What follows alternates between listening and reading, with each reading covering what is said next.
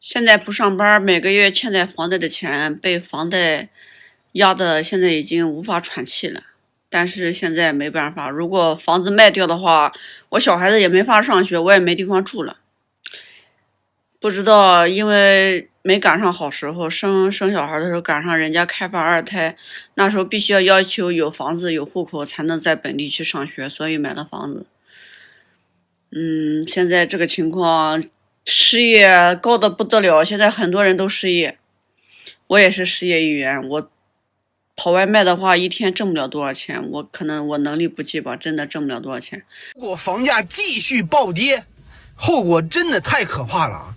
首先你的房子价值可能直接低于贷款额，到时候满大街都是着急抛售的房东，房价只会越跌越狠。接着最难受的应该是中产家庭啊，之前收入还可以，但是出现了这个问题，感觉就要遭殃了，企业扛不住会大批裁员，甚至破产，丢了工作，房贷还怎么还？最后断供的人越来越多，法拍房扎堆出现，银行直售房大批出现。2025年以来，中国1、2线城市房价大跌，加速中产阶层返贫。许多高收入的民众在高价买房以后，遭到裁员或生意失败，付不起房贷又卖不掉房子，很多人连温饱都成了问题。像是1线城市上海，许多大厂裁员降薪，郊区房价跌回10年前。很多有房的人，如果房子卖掉，还倒欠银行几十万元。人们开始羡慕那些没买房、没房贷的人。本期节目，我们就来一起看看当前中国楼市的真实现状。很多人都低估了30年房贷的杀伤力，这是一场你对人生的对赌，但是你可能会输，因为30年房贷就是你赌自己不会失业，不会降薪，不会离婚，不会生病，不会遇到黑天鹅。那对我来说是雪上加霜，还要养3个小孩，这对我来说简直是太打击了，都没有路给我们走了。先把它卖出去再说吧。那你这套房子如果说真的要卖210，还是卖不掉，你也有心理准备，能接受？能接受。哎呀，我现在看到你这种，我都不知道怎么跟你开口了。你最低能接受什么价格？这个210万卖不了。谁给我188万就住进来？现在的房子白送都没人要了，你敢信吗？我跟你讲哦，我在上海呢做了这么多年收房，我就没有见过像现在这么魔幻的行情。你以为现在只是没人买房吗？现在就算白送房给你，都没人敢要。那有人说，白送一套房给你，不用交首付，不用出税费，就让你每个月按时交几千块钱的月供，你要吗？我告诉你，大部分人还都摇头不要。昨天有一个青浦的房东跟我说他房价是挂了半年了，从300万降到了280万，看房的人呢还是寥寥无几，中介反而是劝他要不再降点儿。这不是个例啊，2025年上海二手房目前青浦这些区域的跌幅呢已经是超过了0.6%了。老小区的话，你想卖你就要做好降价15%的准备。更现实的是48%的小区月成交不到一套，不是价格问题，是根本没有人看了。26年买房的人要比21年买房的人至少少奋斗10年。我90年的，今年35岁了，现在呢在成都开了一家火锅店，快倒闭了。我前段时间呢把车子卖了嘛，给员工发工资，还有交房租，也把房子挂在网上了。卖房子这段时间给我的感悟呢，就是时代的一粒尘埃落在普通人身上就是一座沉重的大山。我的房子是在21年买的，当时买它呢掏空了6个钱包，还贷了款，房贷利率呢也是在最高点，将近6个点，现在1个月要还将近2万块钱房贷。我的房子还在5年限售期，卖也卖不掉。再过5年，小县城将会有很多的10万8万的房子。就是现在回到县城，你会发现县城有的房价6、7千，是吧？有的房价的话5、6千，夸不夸张？我跟你说，非常的夸张。为什么现在是这样的一个价格呢？因为没有流通性。但凡它的流通性滚起来，你就会发现房价很吓人。我准备断供了，我是2021年6月份在长春买的房子，我当时首付到了100多个，房子总价340万，贷款230万，我这都还了5年了，每个月雷打不动的要给银行还1万多，前前后后我还了差不多60万，结果我一查本金，还了20多万才，等于说我当时的首付钱全部打水漂了，还了60多万。再加上我这个装修，还有买的家具的钱，前前后后加起来差不多100多万。我现在想把这个房子卖掉，小区现在挂牌价是200多个，我挂出去好几个月，连问的人都没有。大家的房贷还剩下多少年呢？我们是23年10月份贷款的。当时贷了173万，利息是3.2%。去年提前还款了24万，今年提前还款18万，2年总共还本金55万。我们现在还欠银行118万，目标是6年还清所有房款。现在每个月的月供也从最初的1万降到了8000多，压力稍微小了一点点。但是按照今年的行情来看，要完成这个目标还是有点困难的。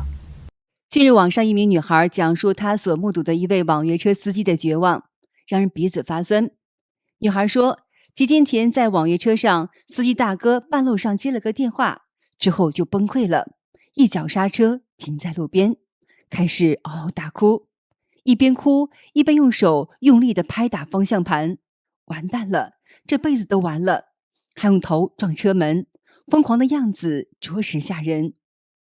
在询问之下，这位司机道出了缘由，他的房子断供了，刚才电话是通知他房子要法拍了。这套房子是他2019年房价最高的时候买的，是他父母用一辈子的积蓄给他付的首付，没想到2年房价就降了小一半，首付全赔光了。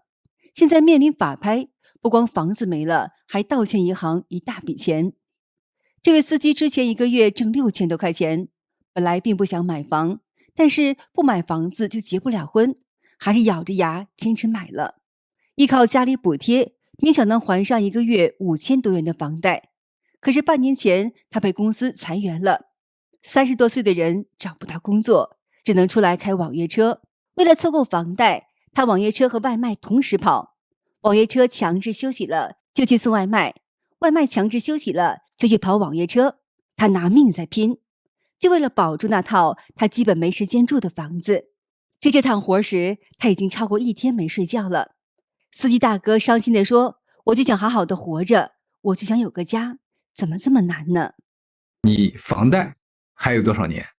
我还有24年，还完我都58岁了。我是19年买的房。当时刚结完婚，手里头有些积蓄，又问亲戚朋友借了点，我是一咬牙就在太原买了房。现在想想，谁给我的勇气？当时我的工资才5000块，我居然敢在太原买120平、111万的房子，每个月的房贷是4500，发了工资我就剩500了。现在真的有很多人都在硬扛。昨天晚上跟一个做实体的朋友聊天，他说自己快到极限了。几年前行情好的时候，他买套房总价320万，首付90万，贷款230万。房价最高的时候涨到了520万左右。那几年呢，生意顺，他拥有这套房做了经营贷，借了260万。后来行情急转直下，现在房子只有260万出头。问题是现在银行那边还欠着310万，外面为了周转又陆陆续续接了信用贷、消费贷，加起来140多万。算下来很清楚，账面资产小于负债，已经实质性的资不抵债了。上海郊区的二手房到底跌到了什么程度？大家也可以在评论区里说。因为我最近一直在看二手房，特别是郊区的二手房。看了一圈下来以后，我现在基本上决定我不会去再买那个郊区的二手房了，因为我怕变成金盘侠。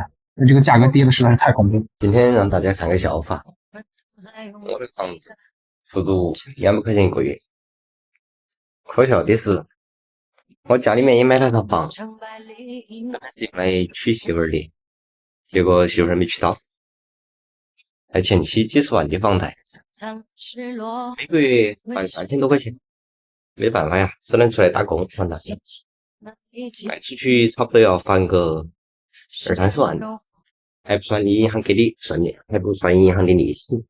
我们都在你说这个小区在市中心的位置，华昌路上，旁边是张高中，就是房子挺好的，也是洋房，但是晚上你看，一栋楼入住率不到10户，可能要多一点，10户多一点。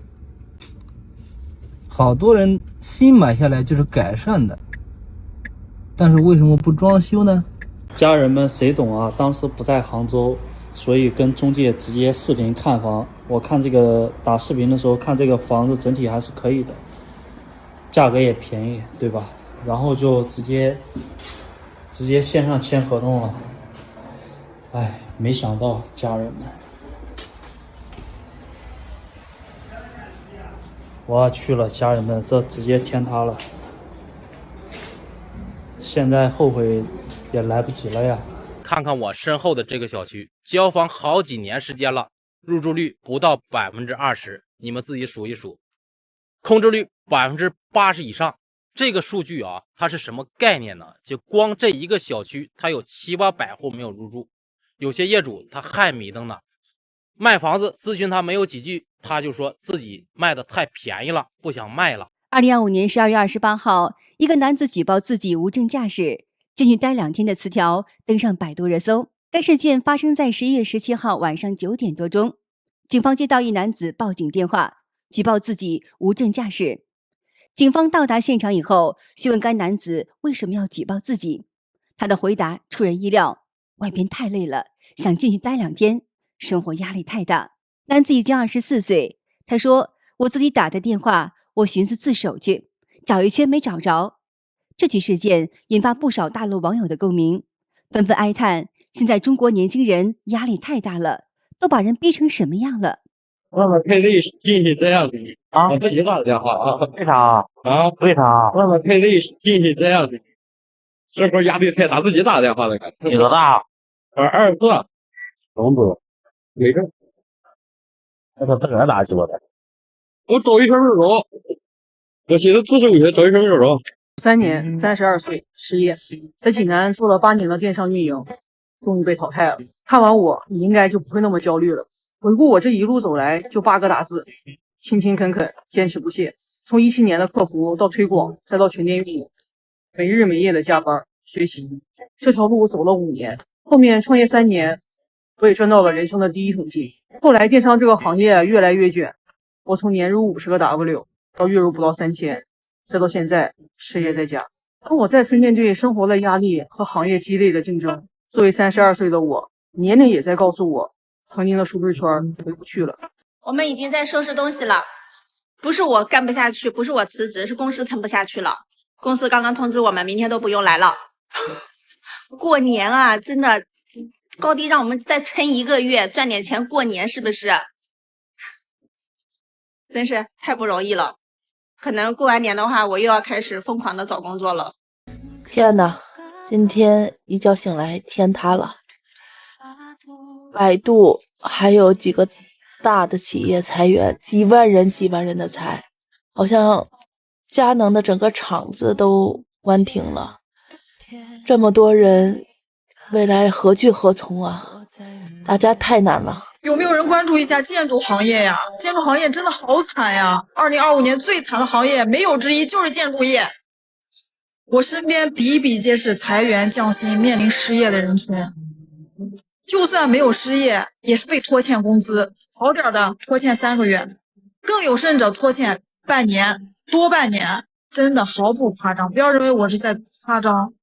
有的企业中铁什么中建搞什么人才沉淀池啊，有的是直接让你歇业待岗，因为现在反正也没有项目，你就在家待着吧。如果你35岁以上失业、被裁、没工作，那么你现在唯一的出路就是疯狂投简历、疯狂面试、疯狂找工作。按照现在的求职环境，投100份简历，最起码能有1次面试吧？那你投1000份，不就有10次？投1万份，不就有100次机会？你只要每天保证投100份简历，那每天都有面试，每天都是机会。所以，谁说年龄大了没人要？你的投递总是有回报，你的希望也是无限的。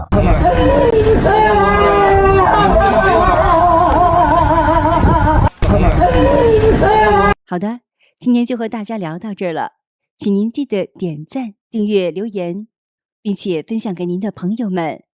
感谢您的支持，我是美玲，我们下期节目再见。